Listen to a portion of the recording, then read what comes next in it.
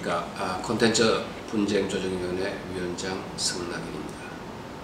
저희 콘텐츠 분쟁조정위원회는 콘텐츠 산업진흥법에 따라서 설치된 법정기구입니다.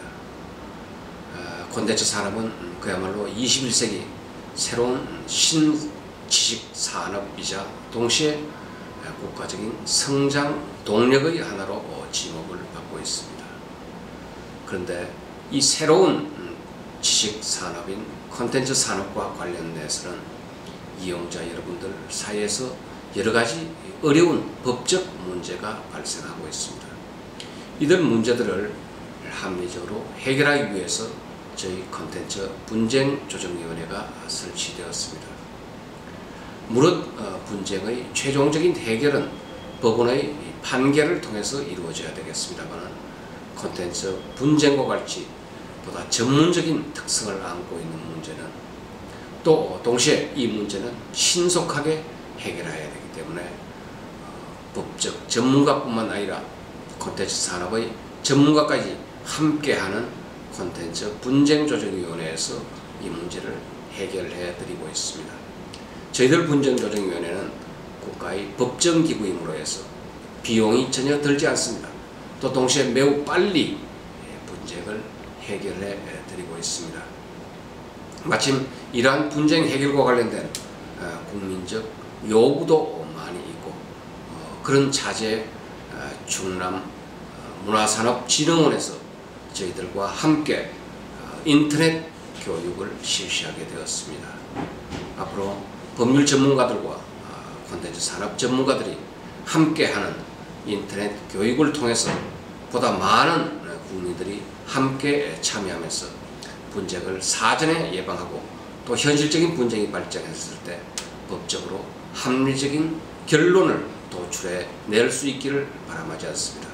거듭 함께해 주신 여러분들께 감사의 말씀드립니다. 감사합니다. 안녕하세요. 충남문화산업진흥원장 전성환입니다. 이번 저희 진흥원에서는 콘텐츠 분쟁조정위원회 지원으로 찾아가는 지적재산권 법률 서비스 프로그램인 임영익 변호사의 콘텐츠 법률 토크 팟캐스트를 처음으로 진행하게 되었습니다. 이 팟캐스트는 콘텐츠 업종에 종사하는 종사자와 예비 창업자들 또 관련 대학교의 대학생들을 위한 프로그램을 목표로 하고 있지만 우리 사회의 지적재산권의 문제와 또 이 지적재산권을 활용한 이용자 보호 또 거래질서 확립을 하기 위한 목적으로 만들어졌습니다. 아무쪼록 우리 사회에 이 팟캐스트가 문화적 상상력과 또 콘텐츠의 중요성을 알리고 또 그것을 서로 잘 이용하는 문화를 만드는 데 크게 기여하였으면 하는 마음입니다. 여러분의 많은 성원과 또 격려를 부탁드리고 많은 이용을 부탁드리겠습니다. 감사합니다. 시청자 여러분 안녕하세요. 아는 만큼 보이는 저작권과 콘텐츠 분쟁의 김보배입니다. 알면 알수록 힘이 되는 법률. 하지만 막상 공부하려고 하면 그 벽이 너무 높아 엄두가 나지 않는 게 사실인데요. 특히 비즈니스 현장에 계신 분들 법률 문제 때문에 고충이 많으셨죠? 그런 어려운 법률 문제들 이 시간에 속 시원하게 해결해 드리겠습니다. 아주 쉽고 유익한 정보 전달해 주실 임영익 변호사 자리에 함께 하셨습니다. 안녕하세요, 변호사님. 네, 안녕하세요. 임영익 변호사입니다. 시청자 여러분께 소개 말씀 부탁드립니다. 네, 본 방송은요. 저작권과 콘텐츠 분쟁에 관한 방송인데요. 네. 우리가 법률의 세계는 원래 딱딱하고 어렵잖아요. 네. 그래서 본 방송은 이런 저작권과 관련된 법률 문제를 좀 쉽고 재미있게 김보배 아나운서와 함께 전달할 수 있도록 노력하는 방송이 될 겁니다. 네, 앞으로 많은 성원 부탁드리고요. 그럼 변호사님과 함께 저작권과 콘텐츠의 세계로 여행을 한번 떠나볼까요? 먼저 오늘 주제와 관련된 방송 내용 함께 살펴보겠습니다. 삼성과 애플의 특허 소송에 대한 미국의 판결로 벌써부터 국내외 IT 업계의 움직임이 분주합니다. 네, 이번 주에는 소송의 주무대인 유럽과 미국에서 주요 판결이 예정돼 있어 앞으로 특허전에 향방을 가늠할 분수령이 될 전망입니다. 네, 방금 보신 영상은 요즘 뜨거운 이슈죠. 여러분도 이미 잘 아시는 삼성과 애플의 소송과 관련된 이야기입니다. 삼성이 애플의 기술과 디자인을 모방했다고 하면서 특허 전쟁이 벌어졌다고 할 정도로 세계의 이목이 집중되고 있는데요. 변호사님께서 좀 더 쉽고 간단하게 설명해 주셨으면 좋겠습니다. 정말 삼성이 애플의 짝퉁을 만든 건가요? 그런 짝퉁은 아니고요. 명품 가방에서 우리가 카피캣 하면 짝퉁 만든다 그렇게 말씀하잖아요. 네. 그런 건 아니고요. 법적 시각에서 볼 때 특허 침해 가능성이 있다. 뭐 이런 거로 이슈가 되고 있고 일단 소송 액수가 어마어마하거든요. 네. 또 그런 점에서 우리가 재미있게 구경하고 있는 것 같고요. 또 미국은 과거 레이건 정부 이후에 프로패턴트 팔러시라고 특허 우대 정책을 폈고요. 지금도 그래서 미국은 특허 우대 성향이 굉장히 강한 나라입니다. 그런 것 때문에 소송이 천문학적인 액수로 시작된 것 같고 우리가 또 재미있게 그걸 지켜보고 있는 것 같습니다. 네, 그렇군요. 그럼 관련 쟁점이나 재미있는 이슈들에는 어떤 것들이 있을까요? 아까도 말씀드렸지만은 삼성, 애플 전 그 자체가 최고의 굴지의 기업이 붙은 전쟁이지 않습니까? 그 자체가 재미있고 또 우리가 앞으로 방송해 나가면서 관련된 것으로 보면요. 프렌드 항변과 트레이드 드레서 이런 개념들이 재미있을 것 같습니다. 네, 저는 벌써 단어 자체가 굉장히 생소하고 낯설게 느껴지는데요. 트레이드 드레스와 프렌즈 항변이 무엇인가요? 네, 먼저 프렌드 항변 먼저 말씀드리면요. 삼성도 반격을 했는데 삼성 반격에 의해서 항변으로 애플이 주장하는 원칙 중에 하나거든요. 전 세계적으로 지금 소송이 벌어졌지 않습니까? 네. 그래서 프렌드 항변은 어떤 거냐면은 특허가 표준 기술이 되면요. 표준 특허라고 하는데 그 경우에는 상대방 측에서 그 기술을 쓸 때 어느 정도 대가를 지불하면 자유롭게 쓸 수 있고 그 과정에서 표준 특허, 표준 기술을 가진 회사에서는 협력을 해야 된다는 그런 원칙인데 프렌드라는 게 원래 fair, reasonable and non-discrimination이라는 그런 약자거든요. 그래서 그 의미는 공정하고 합리적이고 비차별적으로 협력해라는 그런 원칙입니다. 이런 원칙은 기술 특허를 가진 표준 특허를 가진 회사가 횡포를 부리거나 독점을 할 수 있잖아요. 그런 것을 방지하기 위해서 만들어진 거고 이런 것 때문에 애플이 강력하게 항변을 하고 있는 거죠. 네, 그렇군요. 특허가 기술 표준이 되면 라이센싱 과정에서 서로 프렌드하자고 만든 원칙인 것 같은데 삼성 입장에서는 그다지 프렌드한 것 같지는 않은데요. 그럼 이번 1심 소송의 결과는 어땠나요?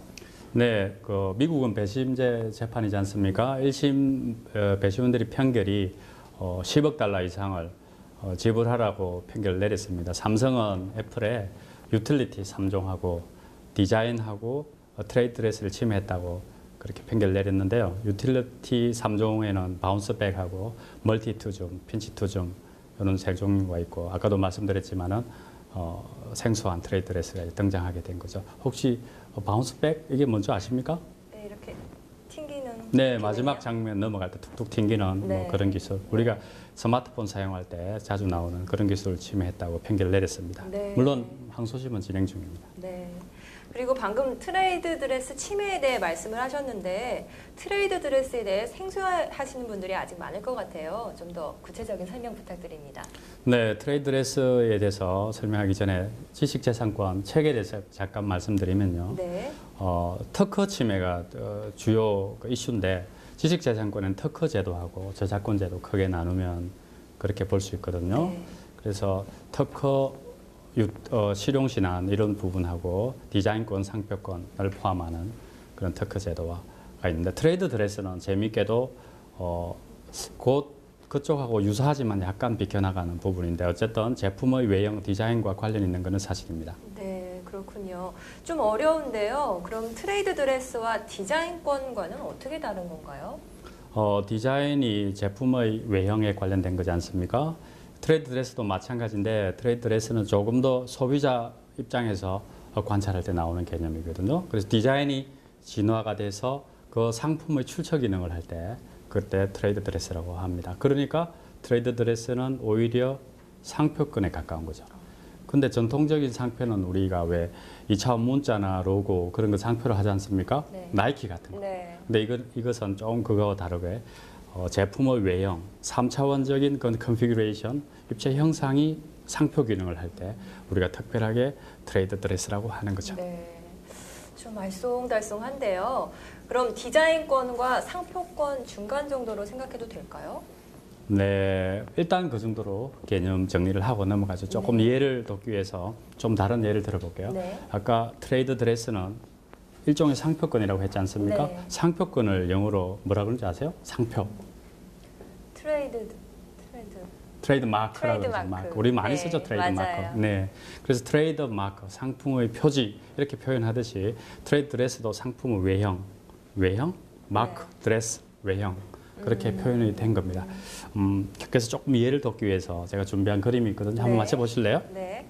아, 어려운 거면 안 되는데. 짠. 아, 이분. 이분이 누굴까요? 아, 이 코스염 알 것 같은데요. 그 10월에 어느 멋진 날. 그렇죠. 네. 김동규, 네, 바리톤. 맞아요. 성악가. 맞아요. 그걸 어떻게 딱 아셨어요? 이거 다 가렸는데. 아. 한번 볼까요, 정말? 네. 짠. 네, 맞아요. 그렇죠. 이분은 수염이 트레이드 마크잖아요. 그렇죠. 네. 우리가 보통 너의 트레이드 마크가 뭐냐 그럴 때 상품에서 나오는 그 말이지만은 네. 어떤 상징하는 걸 묻잖아요. 네.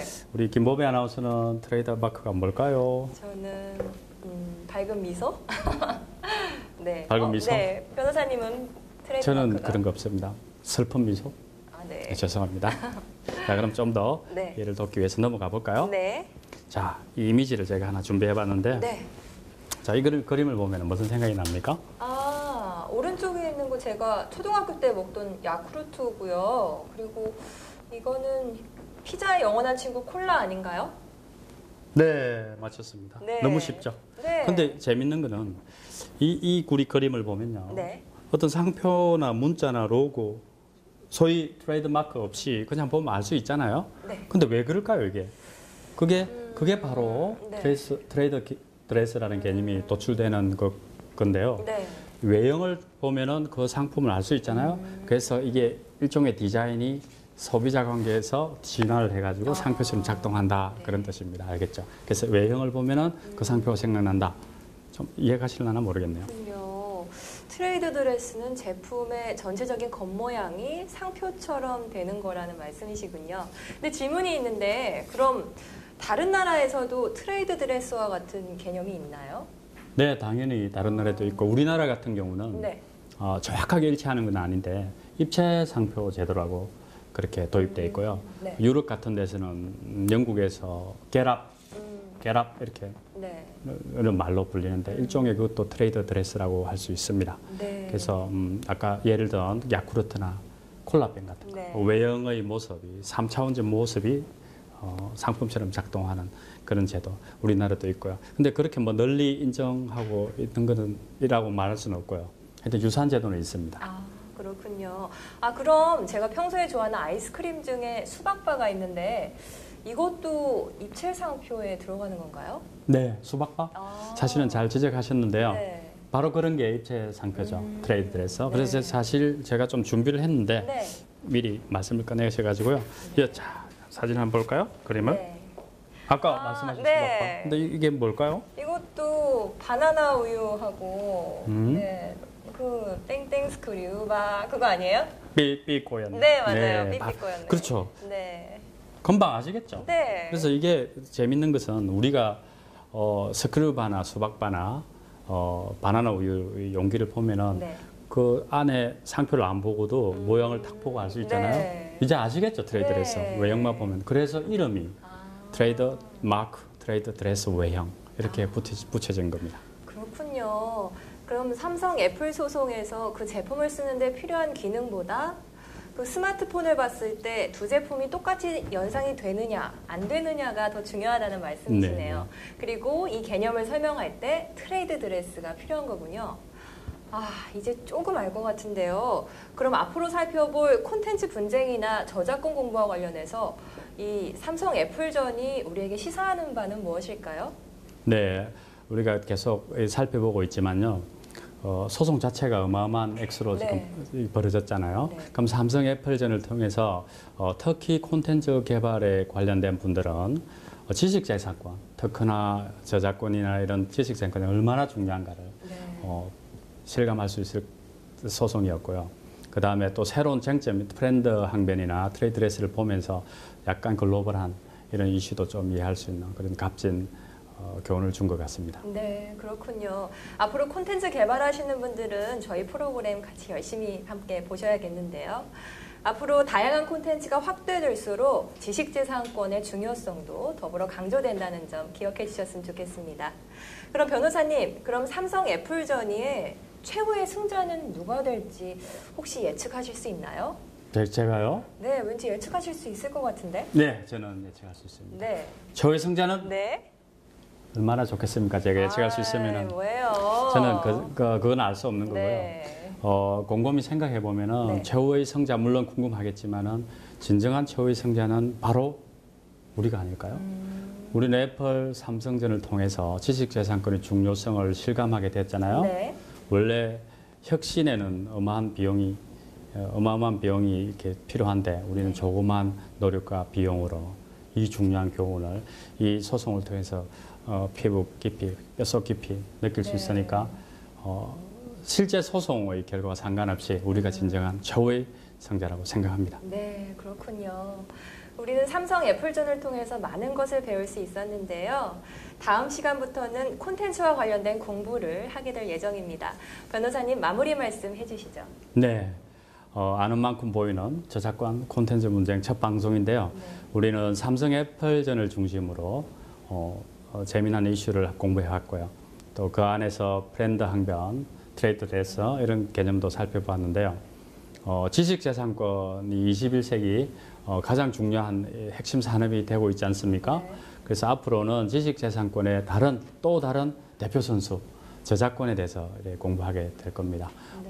오늘 삼성 애플전을 통해서 여러 가지 우리가 상기해 보면서 저작권의 세계를 앞으로 김보배 아나운서하고 여행하게 되기를 바람하지 않습니다. 네, 말씀 감사합니다. 여러분 유익한 시간 되셨나요? 앞으로 더 알찬 정보로 다음 시간에 다시 찾아뵙겠습니다. 마치기 전에 저희 선물 하나 드릴게요. 바로 깜짝 퀴즈인데요. 정답은 다음 시간에 알려드리겠습니다. 시청해 주셔서 고맙습니다.